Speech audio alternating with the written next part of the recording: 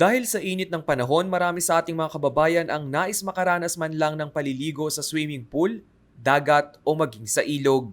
Subalit dahil sa COVID-19 pandemic, naging limitado ang ating pamamasyal tuwing summer season.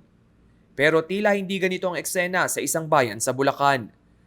Nadiskubre ng mga otoridad na lampas 2,000 individual ang dumayo para maligo sa Bacas River sa barangay Matiktik sa Norsagaray, Bulacan. Dinagsa nitong linggo ang naturang ilog sa kabila ng banta ng COVID-19 pandemic. Nasa 75 katao ang natiketa ng pulisya dahil sa paliligo sa ilog, habang pinauwi naman ang daang-daang iba pa. Karamihan pa raw sa mga nagkumpulan sa Bacas River ay hindi nakasuot ng face mask.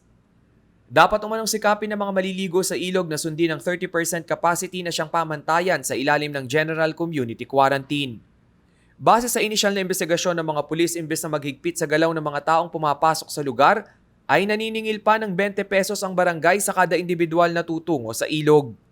Inihahain na ang kriminal at administrative charges laban sa mga barangay official na lumabag sa pagpapatupad ng IATF regulation at maging ng lokal na ordinansa. Sa kabilang banda, nananawagan din ng PNP sa taong bayan na sumunod sa mga itinakdang health at safety protocols para sa kaligtasan ng mas nakararami, lalo na't patuloy pa rin ang paglobo ng COVID-19 cases sa bansa. Base sa May 24 COVID tally ng Department of Health, nangunguna pa rin ang Bulacan sa may pinakamaraming coronavirus cases sa gitnang Luzon.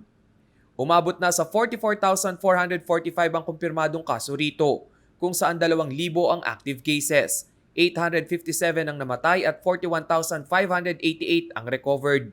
Nakapailalim pa rin sa GCQ with heightened restrictions ang Bulacan hanggang May 31. Rainiel Pawid, CLTV News.